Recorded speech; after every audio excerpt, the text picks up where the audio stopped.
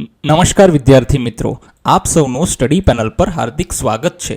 આજના વિડીયોમાં આપણે ધોરણ 7 ઇંગ્લિશનો જે નવો સિલેબસ છે એનું યુનિટ 8 એક્સપ્રેસ યોરસેલ્ફની અંદર સેક્શન વોકેબ્લરી જોઈશું। વોકેબ્લરી એટલે શું થાય તો કે વોકેબ્લરી એટલે શબ્દ ભંડોળ થાય છે। જો વિદ્યાર્થી મિત્રો તમારે આની પીડીએફ જોતી હોય તો ડિસ્ક્રિપ્શન બોક્સમાં આની લિંક આપેલી છે, ત્યાંથી તમે આની પીડીએફ મેળવી શકો છો। તો ચાલો હવે આપણે જોઈએ। સૌથી પહેલાં છે ક્રોસવર્ડ પઝલ। હવે જો વોકેબ્લરીની અંદર સૌથી જે પહેલો ભાગ આપ્યો છે આપણે શું છે તો કે આને ક્રોસવર્ડ પઝલ કહેવાય છે। ક્રોસવર્ડ એટલે આડા અવડા આપણને કહેવાય કે અક્ષરો આપેલા છે, ઇંગ્લિશના લેટર્સ આપેલા છે। આ લેટર્સને આપણે એમાંથી એક કહેવાય ને કે બધા ભેગા કરીને એક શબ્દ બનાવવાનો છે। ચાલો જોઈએ। A find the given words from the grid and make meaningful sentences. એટલે આપણે શું કરવાનો છે કે આ જે ગ્રીડ છે, ગ્રીડ મતલબ શું કહેવાય, આડી અને ઊભી રેખાઓ જે છે એમાંથી આપણે કોઈ પણ અર્થપૂર્ણ શબ્દ શોધવાનો છે અને એમાંથી અર્થપૂર્ણ વાક્ય આપણે બનાવવાનું છે। તો ચાલો શરૂઆત કરીએ। સૌથી પહેલાં જુઓ, એ લોકો એક્ઝામ્પલ આપણને શું આપ્યું છે, ડિઝર્ટ। ડિઝર્ટ અહીંયા આપ્યું છે, ધ ડેઝર્ટ ઇઝ બ્યુટીફુલ, મતલબ જે રણ જે છે તે સુંદર છે। હવે આપણે આપ્યો છે બીજો શબ્દ છે જીન। તો ચલો, જીન તમને ક્યાં દેખાય છે? જુઓ, આ જે છે ને આ જીન છે, દેખાય છે? હા। તો હવે આપણે આને ફરતી રેખા બનાવી દઈશું। હવે એનું વાક્ય બનાવીશું, the jinn help the animals in desert, મતલબ જીન જે છે તે પ્રાણીઓને રણની અંદર મદદ કરતો હતો। પછી તો કે છે ફેચ। હવે ફેચ ક્યાં છે તો કે જુઓ, અહીંયા દેખાય છે FETCH, ફેચ। તો અહીંયા આપણે બનાવી દઈશું। પછી તો કે હવે આપણે એનું વાક્ય બનાવીશું શું, please fetch a glass of water for me. હવે જુઓ, આપણે સામાન્ય રીતે ઇંગ્લિશમાં એવું જોયું હોય, please bring a glass of water for me, પણ અહીંયા ફેચ આપેલું છે તો ફેચનો મતલબ પણ એમ થાય કે તમે મારા માટે એક ગ્લાસ લઈ આવો, બરાબર છે। પછી ત્રીજો શબ્દ છે ટ્રોટ। જો વિદ્યાર્થી મિત્રો, જે લોકો ગામડાઓમાં ઘોડેસવારી કદાચ કરતા હશે એમને આ શબ્દ ક્યાંક ને ક્યાંક સાંભળ્યો છે। ટ્રોટ એક જે છે તે ઘોડાની ચાલ છે, જેમ રેવલ કેમ છે એવી રીતે ટ્રોટ જે છે એક ચાલ છે। તો ટ્રોટ શબ્દ ક્યાં છે? આ જો TROT, ટ્રોટ। તો આપણે ટ્રોટ ફરતે લંબચોરસ બનાવી દઈશું અને એનું વાક્ય બનાવીશું, the horse began to trot on road, મતલબ રોડ ઉપર જે ઘોડો જે છે તે ટ્રોટ કરવા લાગ્યો, એટલે એક અલગ પ્રકારની એની જે ચાલ છે તે ચાલવા લાગ્યો। ડેઝર્ટનું આપણે બનાવેલું છે। પછી છે સ્વોર્ડ। તો કે સ્વોર્ડ ક્યાં છે? ચાલો જો, આ સ્વોર્ડ છે, દેખાય છે SWORD। તો સ્વોર્ડ એટલે શું થાય તો કે તલવાર થાય। ચાલો, સ્વોર્ડ ઉપરથી શું વાક્ય બનાવીશું આપણે, the soldier carried a sword with him, મતલબ એમ કહે છે કે જ્યારે સૈનિકો એમની સાથે તલવારો લઈને જતા હતા, મતલબ યુદ્ધમાં જતા હશે તેવું અનુમાન આપણે લગાડી શકીએ। પછી તો કે પછી છે આપણો છેલ્લો શબ્દ છે સ્ટોર્મ। સ્ટોર્મ એટલે શું થાય તો કે તોફાન અથવા તો વાવાઝોડું જે હોય ને તેને શું કહેવાય છે તો કે તેને સ્ટોર્મ કહેવાય છે। દેખાય છે તમને ક્યાંય સ્ટોર્મ? અહીંયા ચાલો શોધો જો જરા, જો તમને મળે તો। ચાલો જો, આ સ્ટોર્મ છે, દેખાય છે? આ સ્ટોર્મ STORM। ચાલો, એના ઉપરથી આપણે વાક્ય બનાવીશું, the storm damaged many things, મતલબ એમ કહેવાય છે કે સ્ટોર્મ જે છે વાવાઝોડાએ ઘણી બધી વસ્તુઓનું નુકસાન કર્યું છે। હવે જોઈશું આપણે B, write the words in reverse order. Reverse એટલે શું? ઉલટા ક્રમમાં। જુઓ, WOW, તો એનો ઉલટો ક્રમ લખ્યો આપણે WOW, મતલબ સરખો જ થાય છે। Find meanings from the dictionary and make a meaningful sentence. હવે તમારે ડિક્શનરીનો ઉપયોગ કરીને એમાંથી એના અર્થ શોધવાના છે અને અર્થપૂર્ણ વાક્ય પણ બનાવવાના છે। જેમ કે અહીંયા વાવ, તો એનું ઊંધું કરીને રિવર્સ ઓર્ડરમાં લખ્યો, મતલબ આ W ને પહેલા લખ્યો પછી O લખ્યો। જોકે એમાં સ્પેલિંગ ફરતો નથી, આ બધા સ્પેલિંગ જે છે એવા જ છે, કે જેને ઊંધા લખો કે ચત્તા લખો એ કેવા થશે, એ સેમ જ સ્પેલિંગ બને છે। હવે પછી મીનિંગ, મતલબ એનો અર્થ લખવાનો છે। વાવનો મતલબ શું થાય, two express surprised by something, મતલબ કંઈક સરપ્રાઇઝ હોય ત્યારે આપણે એને કહીએ છીએ। સેન્ટેન્સ, તો કે વાક્ય શું બનશે, wow this is a beautiful garden, કે વાહ આ તો કહેવાય કે સુંદર ગાર્ડન, બગીચો છે। હવે આપણને અહીંયા 1 થી 6 શબ્દ આપેલા છે, ચાલો બનાવીએ। સૌથી પહેલો છે નૂન। તો આપણે એને પહેલા રિવર્સ ઓર્ડરમાં લખી દીધો। હવે આપણે નૂન પરથી વાક્ય બનાવીશું। શું? નૂનનો પહેલા તો એનો અર્થ જોઈશું। નૂન એટલે શું થાય, મિડ ડે, મતલબ મધ્યાહન, જેને કહેવાય ને ગુજરાતીમાં આપણે બપોર કહીએ છીએ, મિડ ડે, બપોરના 12 વાગે ને એને શું કહેવાય છે, નૂન કહેવાય છે। 12 o'clock ઇન ધ ડે, મતલબ દિવસની અંદર જે 12 વાગે એને આપણે શું કહીએ છીએ, નૂન કહીએ છીએ। હવે આપણે એના પરથી વાક્ય બનાવીશું। Sentence, we had lunch at noon, મતલબ બપોરે 12 વાગે અમે અમારું ભોજન કર્યું હતું। પછી છે બીજું આઈ. તો આઈનું ઊંધું લખીશું, રિવર્સ ઓર્ડરમાં લખીશું તો એને આઈ જ લખાય છે. હવે એનો મિનિંગ શું થાય છે આપણને ખબર છે કે ઓર્ગન યુઝડ ફોર સીઈંગ, મતલબ જોવા માટે જે અંગનો ઉપયોગ કરીએ છીએ એને શું કહેવાય છે? તો કે એને આઈ કહેવાય છે. હવે એનો અર્થ શું? એનું મતલબ વાક્ય લખીએ તો શું? We have 2 eyes, I have 2 eyes, એવું પણ આપણે લખી શકીએ છીએ. તો લખ્યું sentence, my I is hurting today, મતલબ મને આંખ જે છે, આંખમાં કંઈક ખૂંચે છે અને એમાં કંઈક દુખાવો થાય છે. My I is hurting today. પછી છે રડાર. હવે જો જે લોકો જામનગર જિલ્લામાં સમાણામાં ને એ બધી જગ્યાએ રહેતા હશે, એની આસપાસના ગામડાઓ હશે, તેમને ખબર હશે સમાણામાં એક એરફોર્સ સ્ટેશન છે. એક એવું સ્ટેશન છે તો કે રડાર સ્ટેશન છે. પછી નલિયા જે કચ્છનો વિસ્તાર છે, ત્યાં કોઠારા કરીને એક સ્ટેશન છે, બરાબર છે. કોઠારા ભાનાડા વચ્ચે એક એરફોર્સ સ્ટેશન છે. એ પણ કેવું છે? તો કે એ પણ રડાર સ્ટેશન છે. મતલબ ત્યાંથી સંદેશાઓની આપલે થતી હોય છે, સિગ્નલ મોકલવામાં આવતા હોય છે. હવે અહીંયા જુઓ, આ રડાર આપ્યું છે. રડારનો મતલબ શું થાય છે? જુઓ, તમે સીધું લખો કે ઊંધું લખો, રિવર્સ ઓર્ડરમાં, રડારને રડાર જ કહેવાય છે. બરાબર છે. તો એનો અર્થ શું થશે? A system use to detect object, મતલબ એવી સિસ્ટમ કે જે કોઈ પણ ઓબ્જેક્ટ, મતલબ દુશ્મનોના જહાજ છે, દુશ્મનોની મિસાઇલ છે, એને ડિટેક્ટ, એને મતલબ ઓળખી પાડવા માટે, એને આઈડેન્ટિફાઈ કરવા માટે એનો ઉપયોગ થાય છે, એને રડાર કહેવાય છે. હવે એનો વાક્યમાં પ્રયોગ, the airport uses radar to track airplanes. હવે જો કોઈ એરોપ્લેન ઉડી ગયું હોય હવામાં અને કઈ જગ્યાએ છે, કઈ રીતે, કઈ કન્ડિશનમાં છે, કેટલું દૂર છે, કેટલી ઊંચાઈ પર ઉડે છે, બરાબર છે. તો આના માટે શેનો ઉપયોગ થાય છે? તો કે રડારનો ઉપયોગ થાય છે. જેમ જો વાહનોની અંદર જીપીએસ હોય છે ને, એમ રડાર જે છે તે આવી રીતે હવામાં વસ્તુઓ હોય એને ટ્રેક કરવા માટે તેનો ઉપયોગ થાય છે. પછી છે ચોથું લેવલ. લેવલનું જ્યારે રિવર્સ લખીશું તો લેવલ જ લખાય છે. લેવલ એટલે આપણે એમ કહીએ કે તારું તો કાંઈ લેવલ જ નથી, એવું આપણે ઘણી વખત કહેતા હોય ને, બરાબર છે. લેવલ એટલે ગુજરાતીમાં થાય સ્તર, એક સ્તર. ચાલો, હવે એનો અર્થ શું થાય છે? Flat or equal height. હવે જુઓ, હવે આપણે એમ કહીએ ને કે આ જમીન લેવલમાં નથી, મતલબ એમ કહેવાય કે જમીન સીધી નથી, કાં તો ખાડાવાળી હશે ને કાં ચઢાવવાળી હશે. ઇક્વલ હાઇટ મતલબ બરાબર ઊંચાઈ, સમતલ જે ભૂમિ હોય ને એને કેવી કહીએ? તો કે લેવલ કહીએ છીએ આપણે. તો ચાલો હવે એનો અર્થ, એનો મિનિંગ તો જોઈ લીધો આપણે, એનું વાક્ય જોઈશું. ધ ટેબલ ઇઝ લેવલ નાવ. હવે જે ટેબલ છે એ કેવું છે? તો કે લેવલ ઉપર છે. ઘણી વખત તમને ખબર હોય તો ખૂણાની બાજુ આપણે વજન દઈએ તમારી બેન્ચમાં પણ, તો ઊંચી નીચી થઈ જતી હોય છે. તો એનો મતલબ શું છે? કે જમીનનું લેવલ નથી હોતું, અથવા તો જે ટેબલના જે પાયા હોય છે અથવા બેન્ચના પાયા હોય છે આડા અવડા થઈ ગયા હોય છે, એટલે એ ઊંચી નીચી થતી હોય છે. પાંચમો શબ્દ છે રિફર. રિફરનો રિવર્સ ઓર્ડર શું થશે? તો કે એને રિફર જ લખાશે. અને એનો અર્થ શું છે? To direct someone for information, મતલબ કોઈને કાંઈ માહિતી ના હોય, બરાબર છે. જેમ કે તમને જે છે, ઘણા લોકોએ સ્ટડી પેનલ રેફર કરી હશે કે તમે સ્ટડી પેનલમાં જાશો તો તમારા બધા પ્રશ્નોના હલ આવી જશે. એ જ રીતે તમને કોઈ વ્યક્તિ દિશા સૂચન કરે છે, માહિતી આપે છે કે આ જગ્યાએ જાશો તો તમારા પ્રશ્નોના હલ થઈ જશે, તો એને શું કહેવાય છે? રિફર કહેવાય છે. અને સેન્ટેન્સ મતલબ વાક્ય, please refer to your notebook, એટલે તમારે તમારી નોટબુકને રિફર કરો, મતલબ કાંઈ પણ પ્રશ્ન હોય તો નોટબુકને રિફર કરો. ડીડ. હવે ડીડનો અર્થ શું થાય છે? તો કે એન એક્શન ઓર એક્ટ, મતલબ કોઈ પણ પ્રકારની ક્રિયા કરવી અથવા તો કોઈ પણ પ્રકારનું કાર્ય કરવું, એને શું કહેવાય છે? તો કે એને ડીડ કહેવાય છે. હવે આપણે જોઈએ ડીડનું વાક્ય, helping poor people is a good did, મતલબ ગરીબ લોકોને મદદ કરવી એ એક સારું કાર્ય છે. હવે આપણને સી આપ્યું છે, study the example, make new words using the same letters and make meaningful sentences. હવે જો આપણને શું કીધું છે કે આ એક્ઝામ્પલ જો થિંગ છે તો થિંગનો આની અંદર જેટલા અક્ષરો આપ્યા છે, જેટલા લેટર્સ આપ્યા છે, આલ્ફાબેટ્સ આપ્યા છે, એનો ઉપયોગ કરીને આપણે એક નવું કહેવાય ને કે શબ્દ બનાવ્યો, નાઇટ.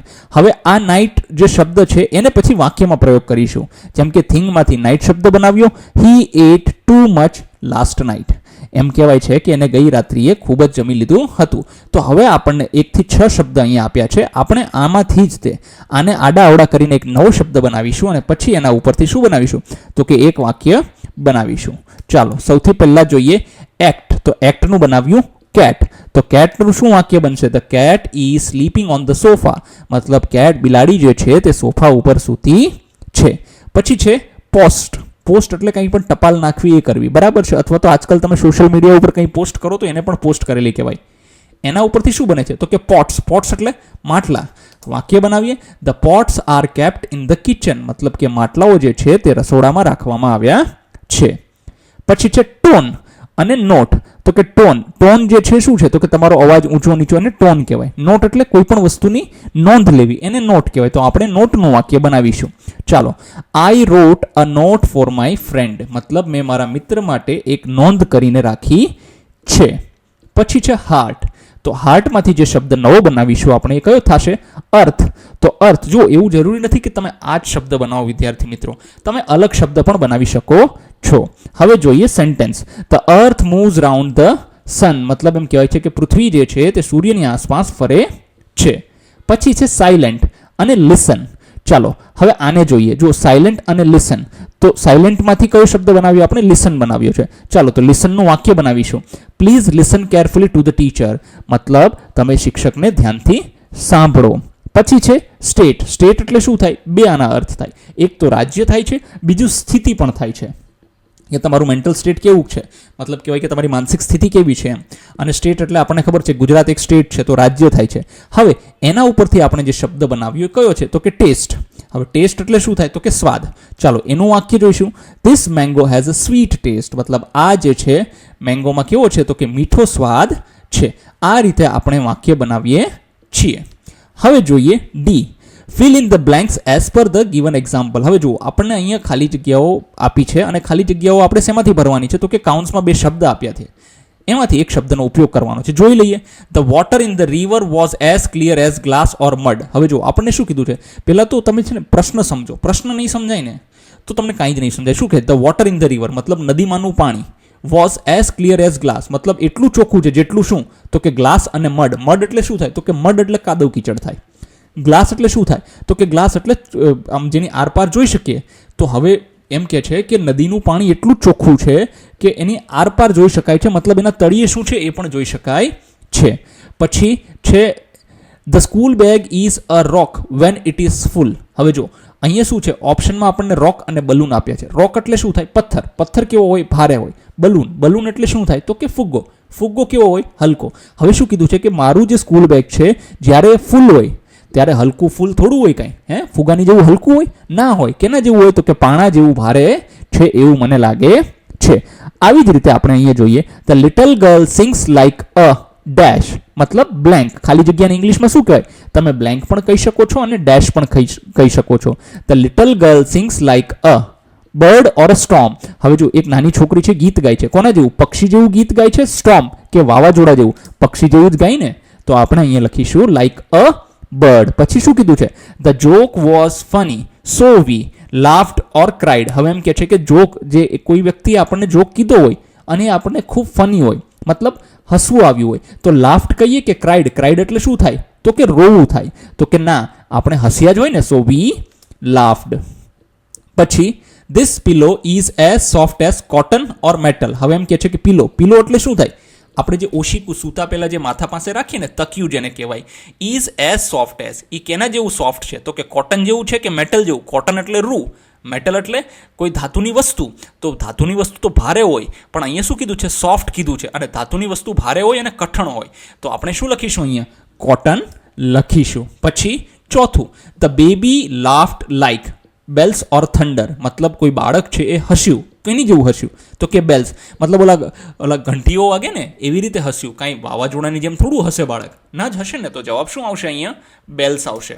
પછી wild animals live in the dash જંગલ ઓર સિટી. મતલબ કે જે જંગલી જાનવરો છે એ ક્યાં રહે?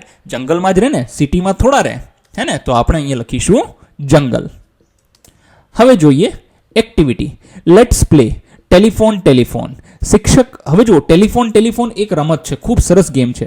બધા વિદ્યાર્થીઓ વર્તુળમાં બેસી જશે અને તમારે શું કરવાનું છે? પહેલાં આ વાક્ય બોલવાનું છે. તમને તમારા જે વિષય શિક્ષક છે, ભાષા શિક્ષક, એ તમને કહેશે શી સેલ્સ સ્વીટ પોટેટો. તો આ વાક્ય તમારા કાનમાં કહેશે. તમારે પછી તમારી બાજુમાં જે તમારો મિત્ર બેઠો છે, તમારો સહપાઠી બેઠો છે, એને તમારે કહેવાનું છે.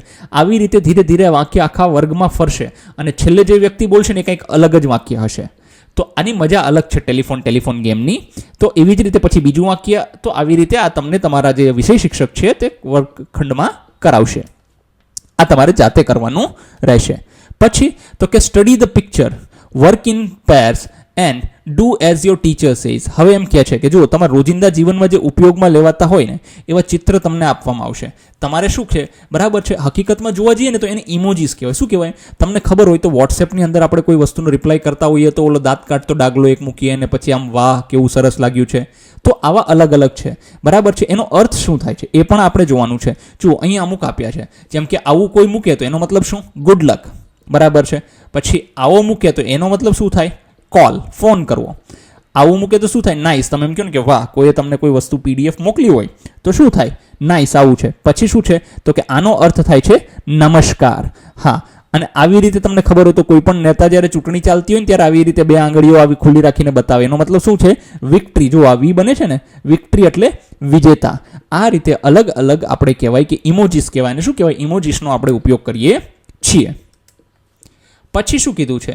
B, read the dialogues and enact them as your teacher says. હવે જો નીચે આપણને અમુક ડાયલોગ આપેલા છે, એ ડાયલોગને આપણે શું કરવાના છે?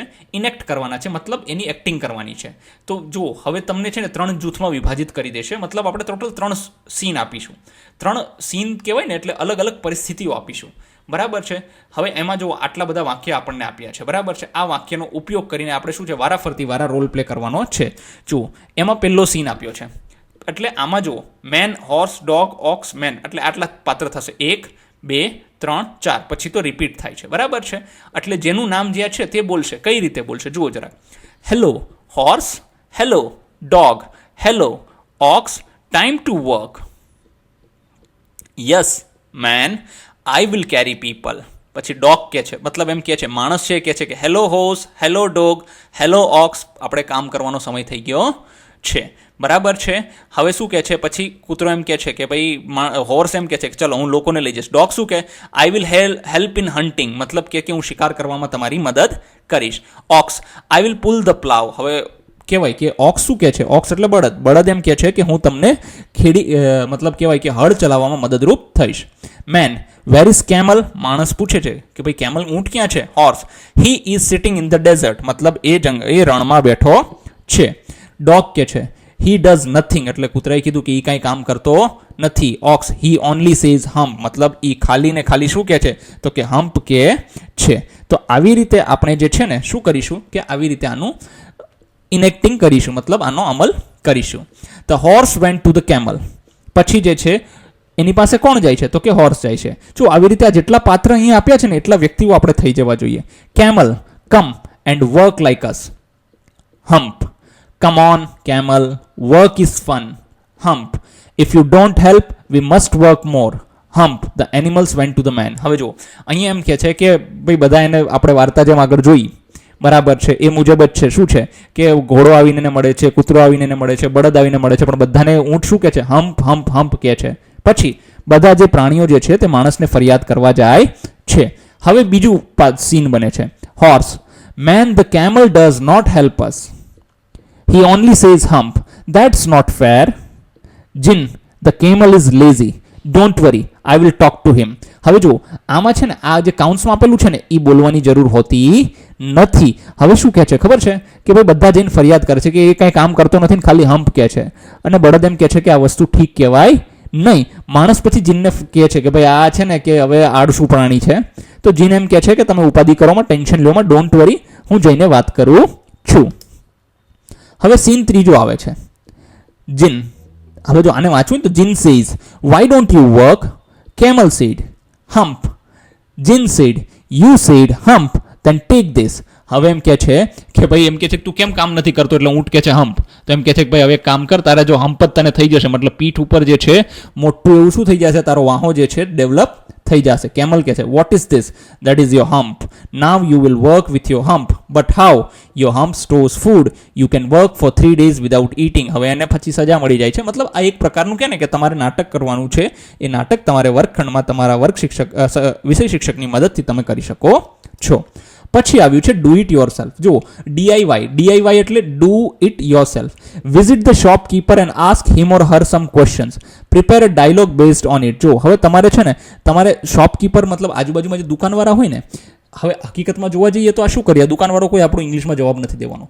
હા, પણ આપણે વર્ગખંડની અંદર જ આવું વાતાવરણ ઊભું કરી શકીએ છીએ. એટલે તમારે તમારા દુકાનદાર એક બાળક દુકાનદાર બનશે, એક તમે બનશો, ગ્રાહક બનશે, અને એ રીતે તમારે ચર્ચા કરવાની છે. જો કે આ તમારે જાતે કરવાનું છે, પણ મેં તમારા માટે અહીંયા લખી દીધું છે કે તમારે શું બોલવાનું છે, શોપકીપરે શું બોલવાનું છે. તો તમે આ વસ્તુ જોઈને પણ બોલી શકો છો. હવે અહીંયા જે છે તે આપણને ટિપ્પણી આપી છે, ગ્લોસરી જેને કહેવાય છે, તે અલગ અલગ શબ્દોના અર્થ આપ્યા છે. તમે અહીંયા આનો ઉપયોગ કરીને જોઈ શકો છો.